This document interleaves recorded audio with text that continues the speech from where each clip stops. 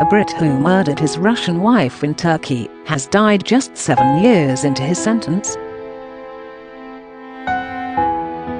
Christopher Collier died after being diagnosed with throat cancer. The 49-year-old businessman was serving a 24-year sentence in a Turkish jail for murdering his wife when he became unwell. An inquest heard Mr Collier, who had lived in Stoke-on-Trent, in Staffordshire, before starting his new life abroad, was a heavy smoker who smoked 40 strong cigarettes a day.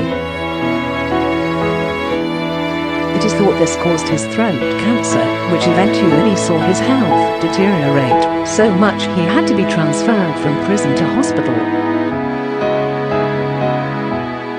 He was told in July 2019 that his condition was terminal, and he died on October 5th. The cause of death was recorded as aspirational pneumonia linked to sepsis. Mr Collier was one of tycoon John Caudwell's first salesmen in the PHONES4U empire.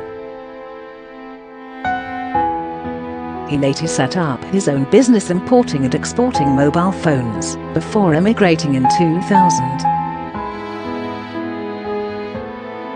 He was working as a diving instructor when he murdered his Russian mail-order bride Julia at their Kusadasi home on the Aegean coast in November 2010. He was arrested the day after the death on November 27, 2010. In 2012, he was jailed by a Turkish court for 24 years.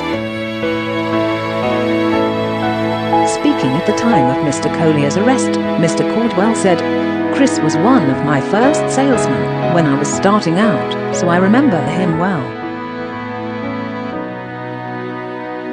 He was a good salesman and became a sales manager.